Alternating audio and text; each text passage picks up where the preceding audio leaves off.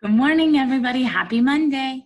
Okay, so we are on chapter 5 of our story. I'm kind of liking it. It's a little silly and goofy. I think y'all are going to really kind of relate to it. So we just read last week, we ended, where Pippi went to school for the very first time. And did it work? Not really.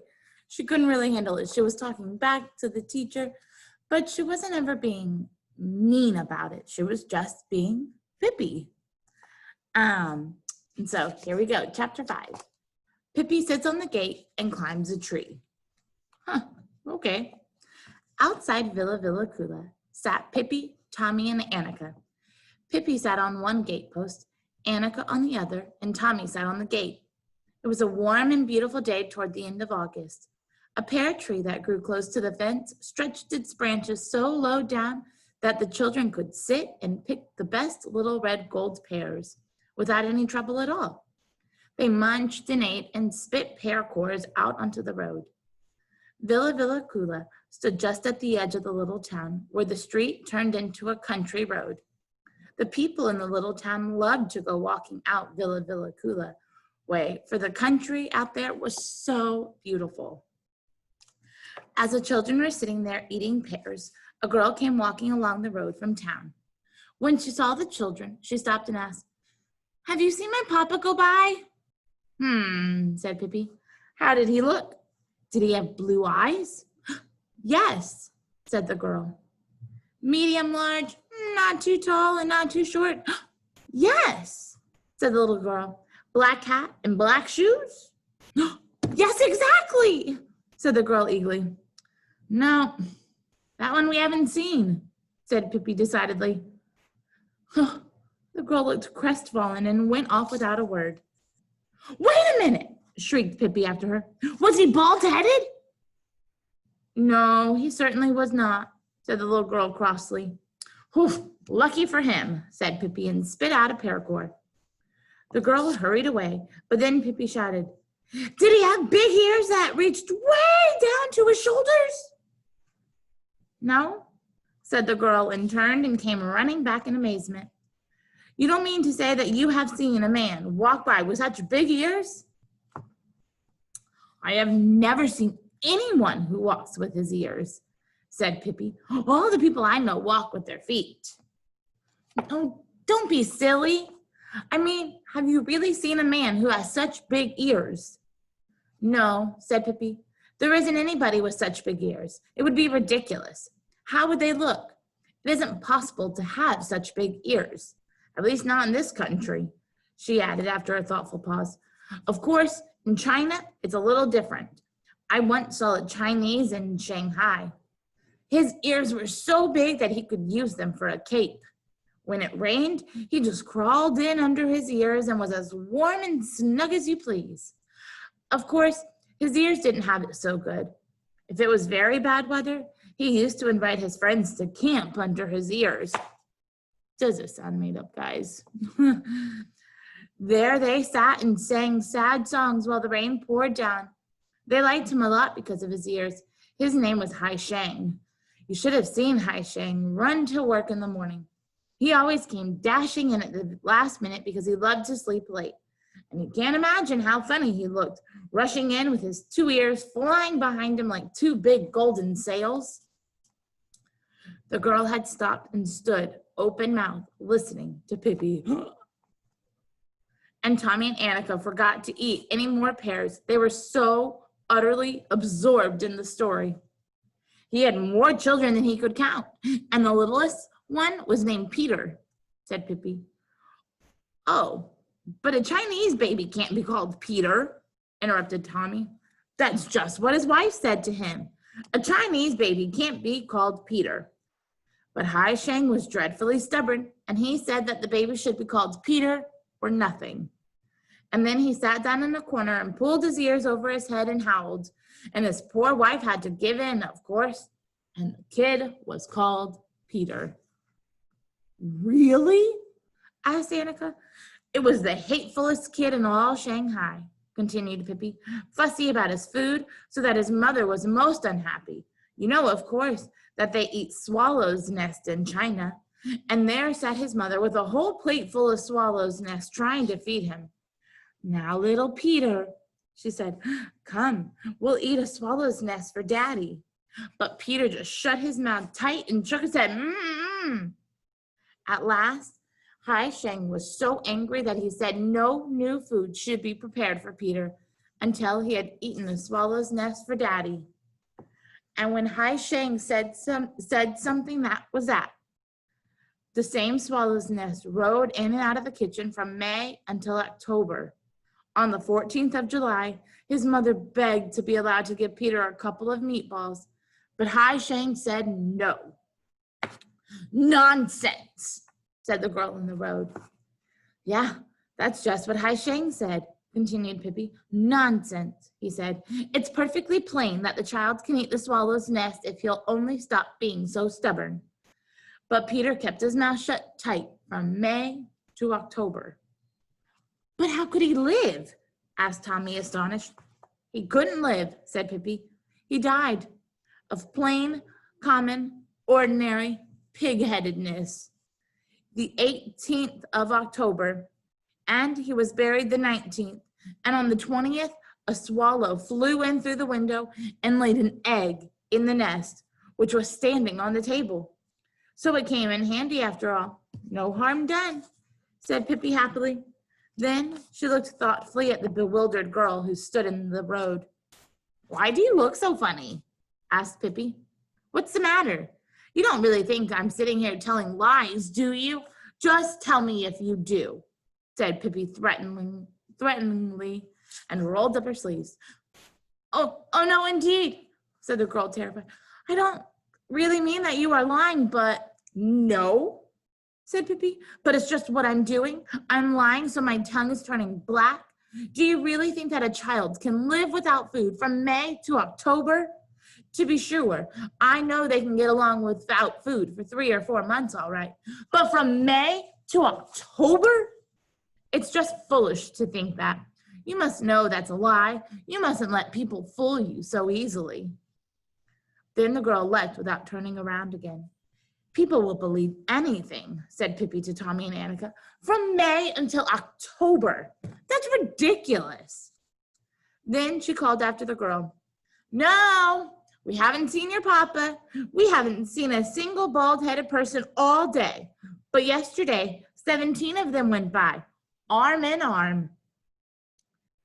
Pippi's garden was really lovely. You couldn't say it was well kept, but there were wonderful grass plots that were never cut, and old rose bushes that were full of white and yellow and pink roses. Perhaps not such fine roses, but oh, how sweet they smelled. A good many fruit trees grew there too, and best of all, several ancient oaks and elms that were excellent for climbing.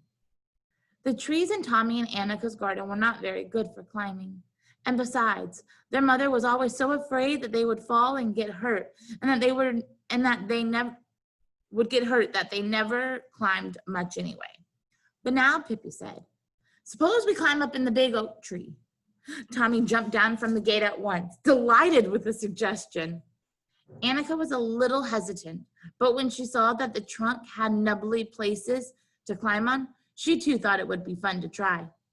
A few feet above the ground, the oak divided into 2 branches, and right there was a place just like a little room. Before long, all 3 children were sitting there. Over their heads, the oak spread out its crown like a great green roof. "We could drink coffee here," said Pippi. "I'll skip in and make a little." Tommy and Annika clapped their hands and shouted, "Bravo!" In a little while, Pippi had the coffee ready. She had made buns the day before. She came and stood under the oak and began to toss up coffee cups. Tommy and Annika caught them. Only sometimes it was the oak that caught them, and so the 2 cups were broken. Pippi ran in to get new ones. Next, it was the buns' turn, and for a while the air was full of flying buns. At least they didn't break. At last, Pippi climbed up with the coffee pot in one hand. She had cream in a little bottle in her pocket and sugar in a little box. Tommy and Annika thought coffee had never tasted so good before. They were not allowed to drink it every day, only when they were at a party. And now they were at a party. Annika spilled a little coffee in her lap. First it was warm and wet, and then it was cold and wet, but that didn't matter to her. When they had finished, Pippi threw the cups down on the grass. I want to see how strong the china they make these days is, she said. Strangely enough, 1 cup and 3 saucers held together, and only the spout of the coffee pot broke off. Presently, Pippi decided to climb a little bit higher. Can you beat this? She cried suddenly. The tree is hollow. There in the trunk was a big hole, which the leaves had hidden from the child's sight. Oh, may I climb up there and look too? Called Tommy, but there was no answer. Pippi, where are you? He cried, worried. Then they heard Pippi's voice, not from above, but from way down below. It sounded as if it came from under the ground. I'm inside the tree.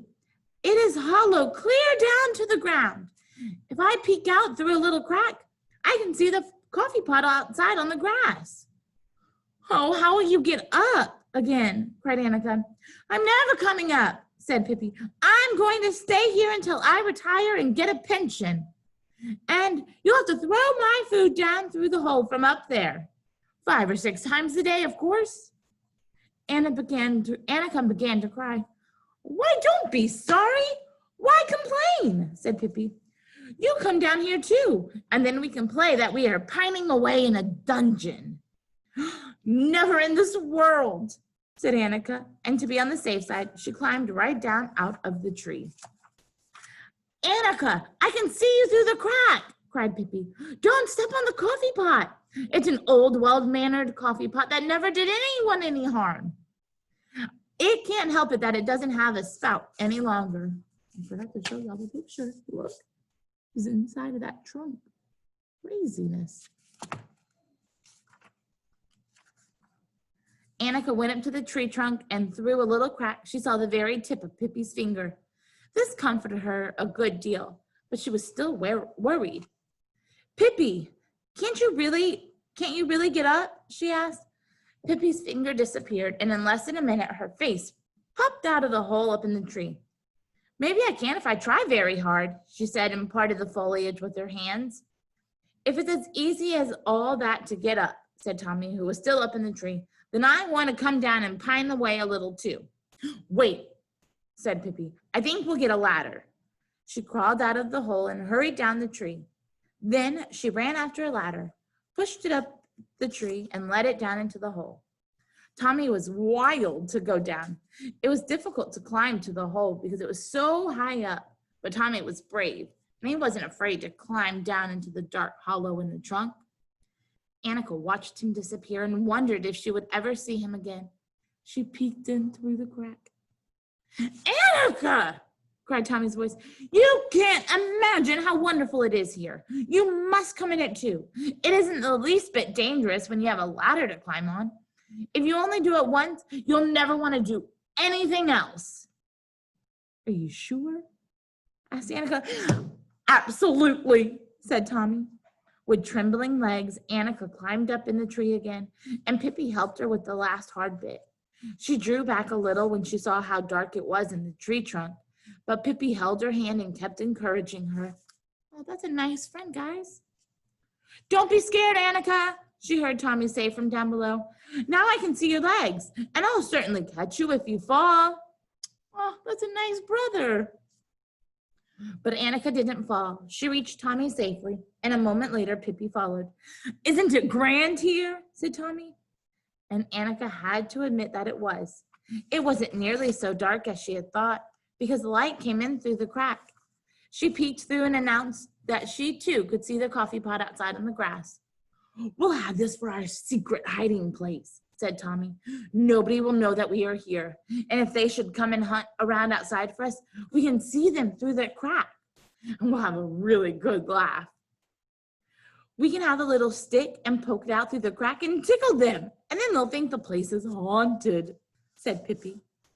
At this idea, the children were so delighted that they hugged each other, all three.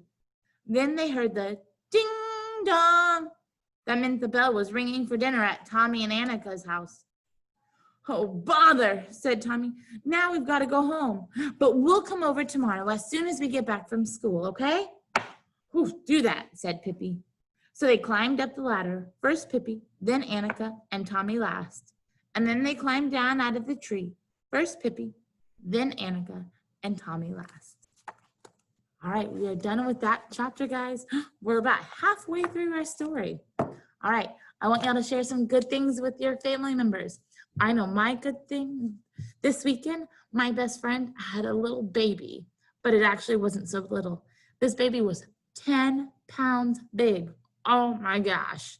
It was the biggest baby I think I've ever seen. Okay, don't forget to share those good things. Let's end it with our chant. Repeat after me. I am, you are, we are Rosenberg. All right, have a great day, guys. Bye.